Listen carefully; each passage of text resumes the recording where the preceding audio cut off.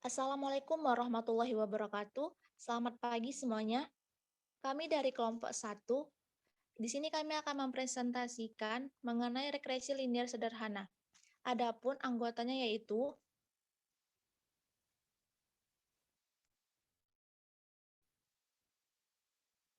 saya, Dela Permata Rahma, dan rekan-rekan saya Eka Noviasari, Elsa Aulijah, dan juga Rizky Febi Salzabila. Adapun materi yang akan kami bahas yaitu yang pertama, definisi regresi linier sederhana, yang kedua, model regresi linier sederhana, yang ketiga, asumsi pada regresi linier sederhana, yang keempat, metode kuadrat terkecil, yang kelima, koefisien korelasi, yang keenam, tabel ANAVA, dan yang terakhir itu pemeriksaan sisa. Langsung saja kita masuk submateri yang pertama, yaitu definisi regresi linier sederhana. Nah, jadi di sini definisi regresi linier sederhana itu adalah sebuah metode pendekatan untuk pemodelan hubungan antara satu variabel dependen dan satu variabel independen. Dalam model regresi, variabel independen menerangkan variabel independennya. Dalam analisis regresi sederhana, hubungan antara variabel bersifat linier, di mana perubahan pada variabel X akan diikuti oleh perubahan pada variabel Y secara tetap. Sementara pada hubungan nonlinier, perubahan variabel X tidak diikuti dengan perubahan variabel Y secara proporsional. Seperti pada model kuadratik, perubahan X diikuti oleh kuadrat dari variabel X. Hubungan demikian tidak bersifat linier. Yang kedua, yaitu model regresi linier sederhana. Nah, di sini model regresi dengan satu variabel bebas X dapat ditulis dalam bentuk YI sama dengan beta 0 tambah BI XI tambah epsilon sama dengan 1 sampai dengan N. Di mana si YI itu sama dengan nilai variabel tak bebas dalam trial ke-1 atau variabel terikat atau dependent variable. Kemudian B0, BI itu adalah parameter. Kemudian X1 itu konstanta yang diketahui nilainya, yakni nilai variabel bebas dalam trial ke I atau variabel bebas atau independent variable. Kemudian epsilon I sama dengan suku sesatan random dengan E, epsilon I sama dengan theta, sigma epsilon I, epsilon J sama dengan sigma kuadrat. Kemudian epsilon I dan epsilon J tidak berkorelasi. Kovariansi sigma epsilon I, epsilon J sama dengan theta untuk semua I, J, di mana I tidak sama dengan J.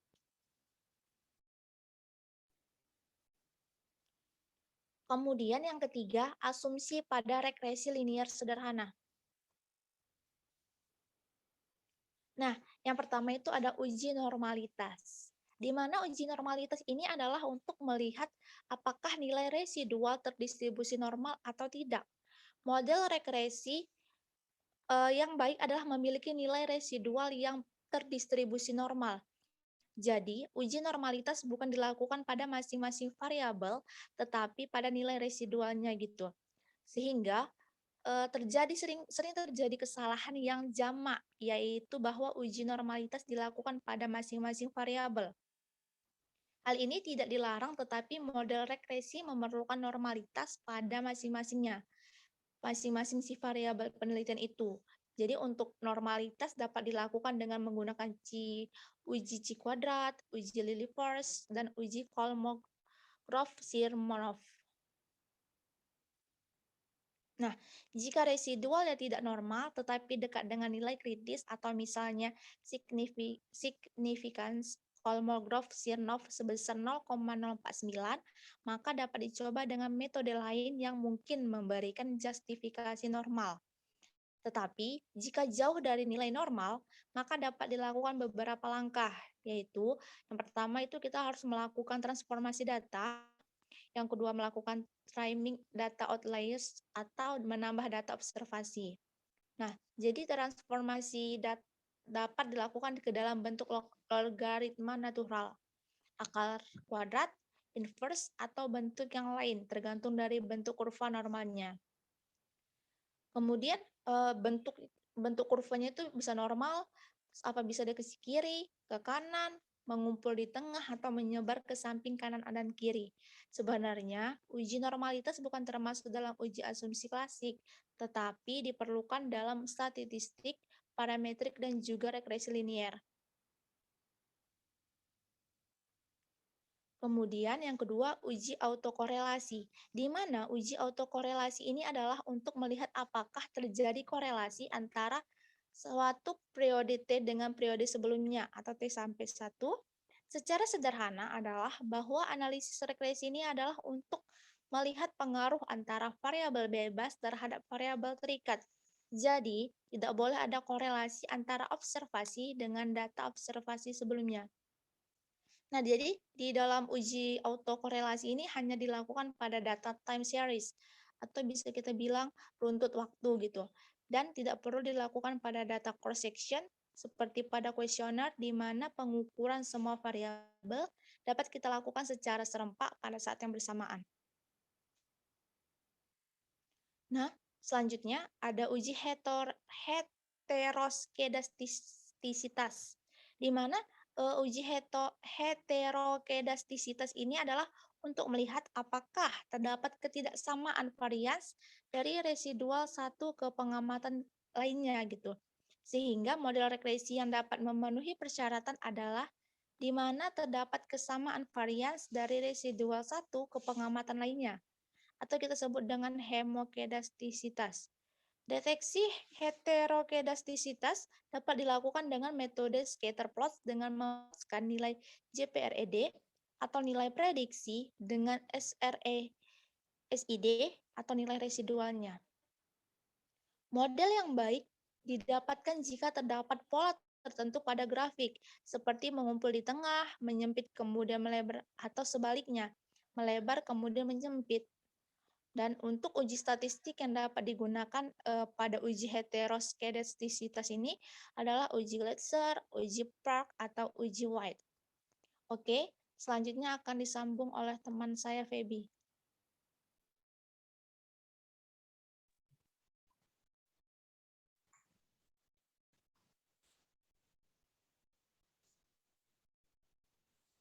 Selanjutnya yaitu ada uji linearitas.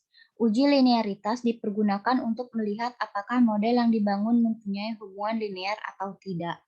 Model yang dibentuk dalam regresi linear harus berdasarkan telaah teoritis bahwa hubungan antara variabel bebas dengan variabel terikatnya yaitu adalah linear. Hubungan antar variabel yang secara teori bukan merupakan hubungan linear sebenarnya sudah tidak dapat dianalisis dengan regresi linear. Misalnya masalah elastisitas. Jika ada hubungan antara dua variabel yang belum diketahui apakah linear atau tidak, uji linearitas tidak dapat digunakan untuk memberikan adjustment bahwa hubungan tersebut bersifat linear atau tidak. Uji linearitas digunakan untuk mengkonfirmasikan apakah sifat linear antara dua variabel yang diidentifikasikan secara teori itu sesuai atau tidak dengan hasil observasi yang ada. Nah, uji linearitas dapat menggunakan uji Darwin-Whitson, Ramsey test, atau uji Lagrange multiplier. Selanjutnya, analisis regresi sederhana yaitu adalah sebuah metode pendekatan untuk pemodelan hubungan antara satu variabel dependen dengan satu variabel independen. Dalam model regresi, variabel independen menerangkan variabel dependennya. Dalam analisis regresi sederhana, hubungan antara variabel bersifat linear, di mana perubahan pada variabel X akan diikuti oleh perubahan pada variabel Y secara tetap. Sementara, pada hubungan nonlinear, perubahan variabel X tidak diikuti dengan perubahan variabel Y secara proporsional. Seperti pada model kuadratik, perubahan X diikuti oleh kuadrat dari variabel X. Hubungan demikian tidak bersifat linear. Lalu yang keempat yaitu ada metode kuadrat terkecil. Metode kuadrat terkecil untuk sekedar mengestimasi nilai-nilai parameter beta 0 dan beta i dengan metode kuadrat terkecil galat-galat acak tidak perlu diasumsikan bahwa memiliki min 0, variasi konstan, tidak berkorelasi atau berdistribusi normal. Perhatikan bahwa dari persamaan, jika tersedia sampel dari n responden, maka kita memiliki n galak acak acak, yaitu epsilon 1 sama dengan Y1 dikurang beta 0 tambah beta 1 X1, epsilon N sama dengan epsilon 2 sama dengan Y2 sama dikurang beta 0 tambah beta 1 X2, hingga seterusnya epsilon N sama dengan YN dikurang beta 0 tambah beta 1 XN. Itu ada pada 2.4. Selanjutnya, model yang terbaik adalah model yang memiliki niat galat yang terkecil. Karena ada nilai N nilai galat acak, yakni epsilon 1, epsilon 2 hingga epsilon N, maka kita perlu memperhitungkan seluruh nilai galat tersebut. Sekilas mungkin kita memikirkan bahwa model yang terbaik adalah model yang jumlah seluruh galatnya itu 0. Kriteria ini kurang baik karena jika beberapa galat positif dan yang lainnya negatif, maka jumlahnya mungkin mendekati atau sama dengan 0 dan bukan berarti bahwa modelnya sudah baik. Ide yang lebih baik adalah mengkuadratkan seluruh galat atau sehingga tuh nilainya itu selalu positif dan kemudian menjumlahkannya sehingga diperoleh jumlah kuadrat galat yang dapat dituliskan sebagai sigma I sama dengan 1 hingga N epsilon I kuadrat. Lalu jumlah kuadrat galat ini kemudian dibuat sekecil mungkin. Nilai beta 0 dan B1 yang membuat jumlah kuadrat galat ini bernilai minimum merupakan estimator untuk beta 0 dan beta 1.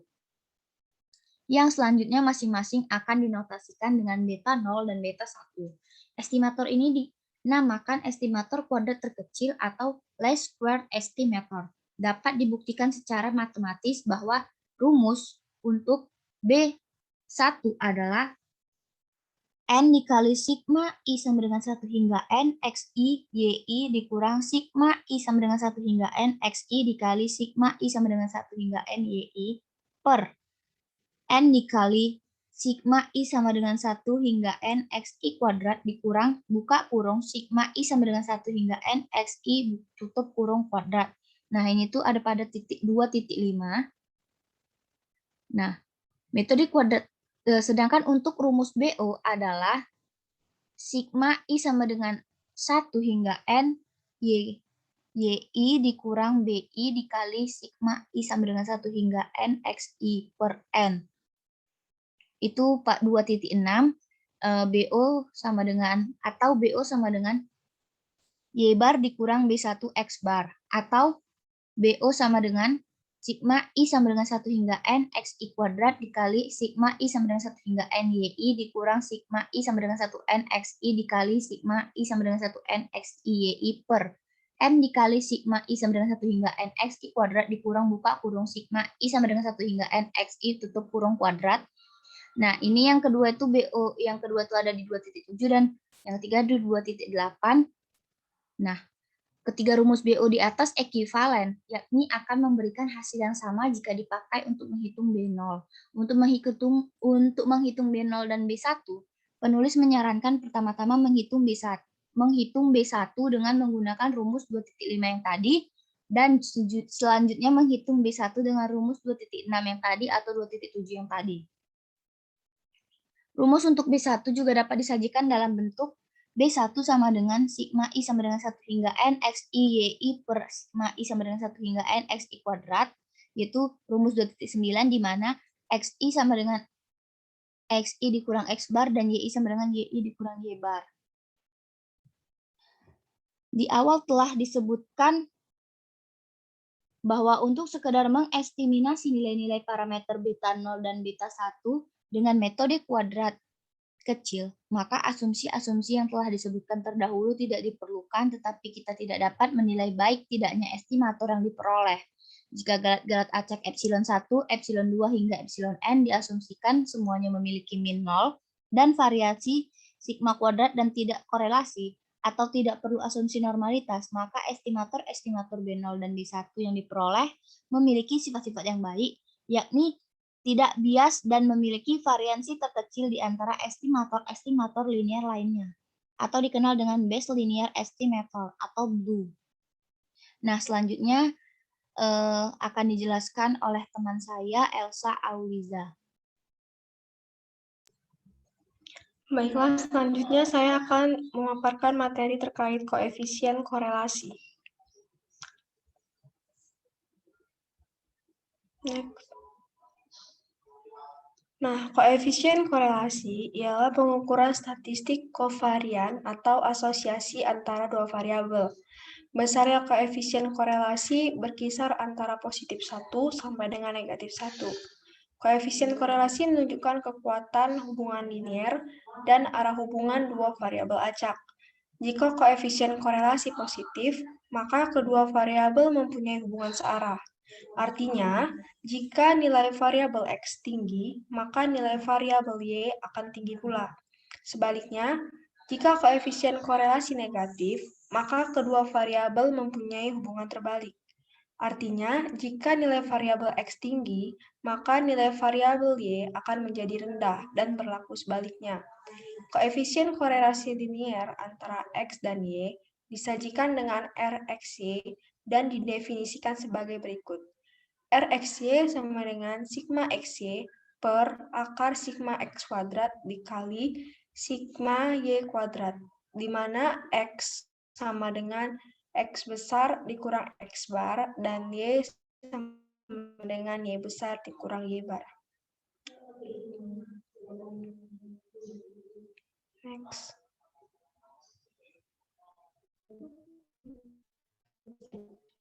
Biasanya formula yang tadi dipaparkan itu sulit untuk digunakan apabila X bar atau Y bar tidak bulat. Dari formula itu, maka dapat diturunkan formula berikut yang lebih mudah dipakai, yaitu Rxy sama dengan N sigma Xy dikurang sigma X dikali sigma Y per akar N sigma X kuadrat dikurang sigma X kuadrat dikalikan dengan N sigma Y kuadrat dikurang sigma Y kuadrat. Formula-formula itu disebut dengan formula koefisien korelasi momen produk atau produk momen, Karl Pearson. Maka dapat dibuktikan bahwa kuadrat dari koefisien korelasi atau R merupakan koefisien determinasi atau R kuadrat, sekaitan dengan JKT, JKR, dan JKG pada model regresi linier. Maka dapat dibuktikan bahwa JKT sama dengan sigma Y kuadrat dikurang sigma Y kuadrat per N. Sedangkan untuk JKR yaitu R kuadrat dikali JKT, dan untuk JKG yaitu I dikurang R kuadrat dikali JKT. Berikutnya yaitu materi terkait tabel ANAVA. Nah, di tabel ANAVA ini maka kita akan menjumpai yaitu derajat bebas, jumlah kuadrat, rata-rata kuadrat, sama dengan jumlah kuadrat per derajat bebas, dan F hitung. Nah, untuk derajat bebas pada rata-rata kolom yaitu mempunyai rumus K dikurang 1. Sedangkan untuk derajat bebas pada error yaitu K dikali N dikurang 1. Untuk derajat bebas total yaitu N dikali K dikurang 1. Sedangkan untuk jumlah kuadrat rata-rata kolom itu JKK, dan jumlah kuadrat error itu JKE, serta jumlah kuadrat total yaitu JKT. Nah, untuk rata-rata kuadrat pada rata-rata kolom yaitu S1 kuadrat sama dengan JKK per K dikurang 1. Dan untuk rata-rata kuadrat pada error yaitu S2 kuadrat sama dengan JKE per K dikali N dikurang 1. Untuk F hitung yaitu S1 kuadrat per S2 kuadrat.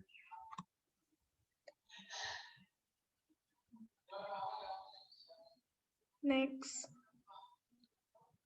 Nah, untuk tabel ANAVA tadi ada dipaparkan terkait JKT.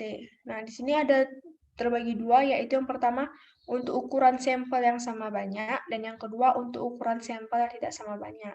Jadi untuk penggunaannya akan disesuaikan dengan kasus yang akan diselesaikan.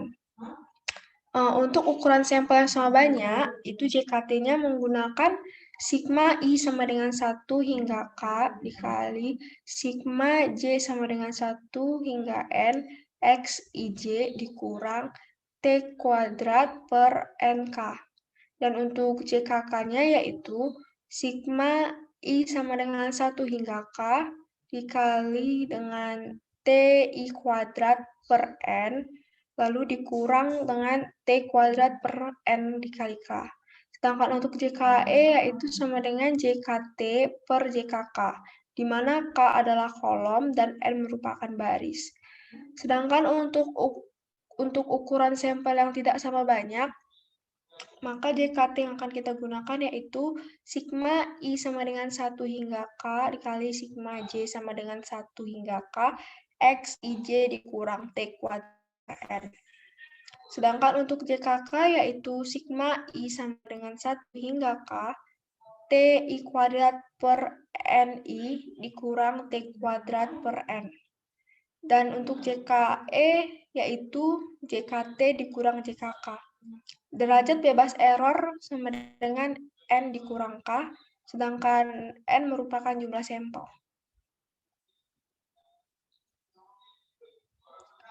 Berikutnya masuk ke materi pemeriksaan sisa.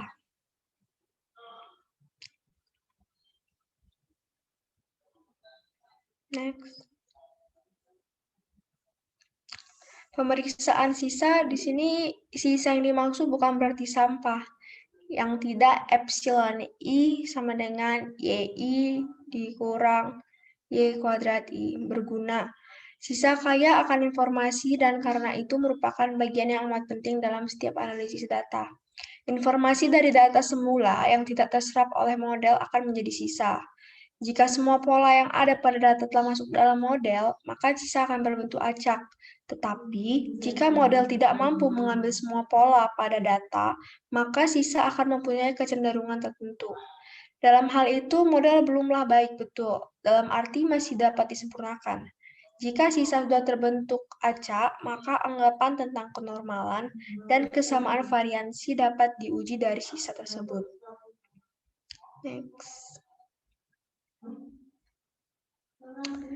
Kita dapat melihat kebaikan model dari R2 dan pengujian hipotesis mengenai koefisien regresi.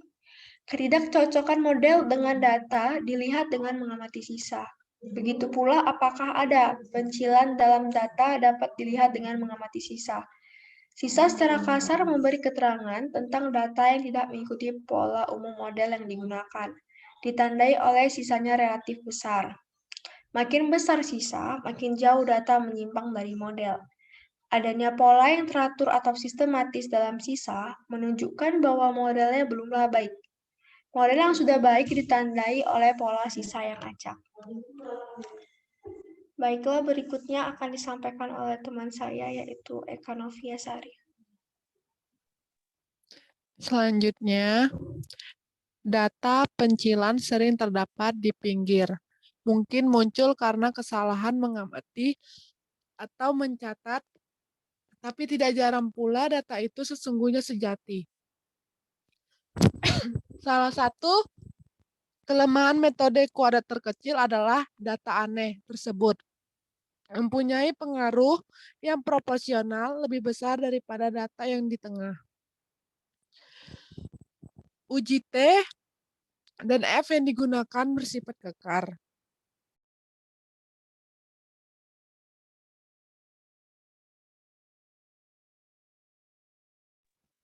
Yang berarti bahwa anggapan kenormalan dan kesamaan variansi tidak perlu dipenuhi dengan ketat, tapi cukup agak kasar.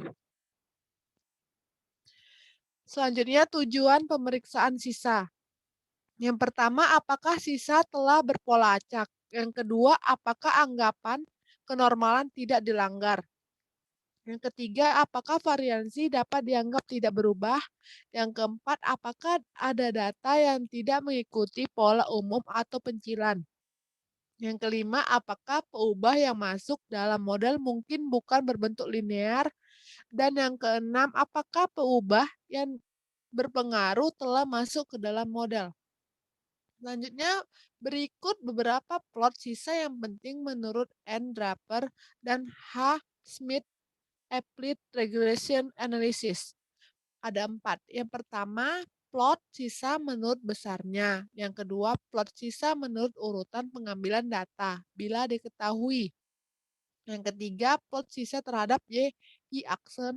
Yang keempat, plot sisa terhadap Xij, di mana J sama dengan 1, 2, dan seterusnya sampai dengan K. Ini merupakan contoh dari plot sisa menurut besarnya. Dapat dilihat di layar. Selanjutnya, dengan plot A, agak setangkup dan memencar, agak acak dan lebih banyak di tengah. Tidak ada tanda bahwa anggapan keacakan dan kenormalan dilanggar. Selanjutnya pada plot B, agak aneh. Datanya mengelompok dan pada plot C terlihat satu data menyendiri di sebelah kanan dan cukup jauh dari titik nol. Dan plot D tidak menunjukkan keanehan, setangkup, memencar, dan acak.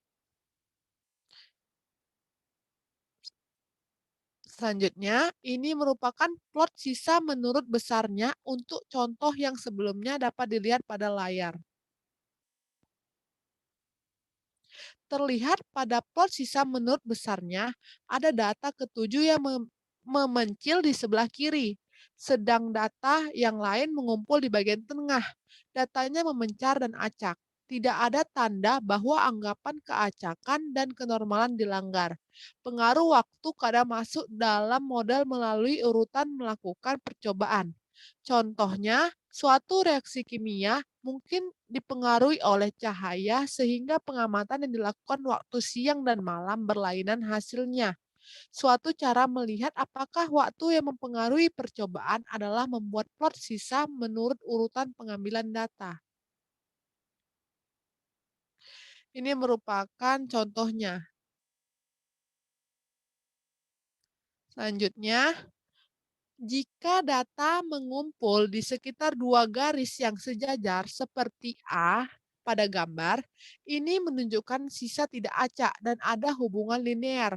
Jika data mengumpul di sekitar dua garis seperti B pada gambar, ini menunjukkan sisa tidak acak dan kesamaan variansi dilanggar dan transformasi pada respon Y atau X mungkin diperlukan.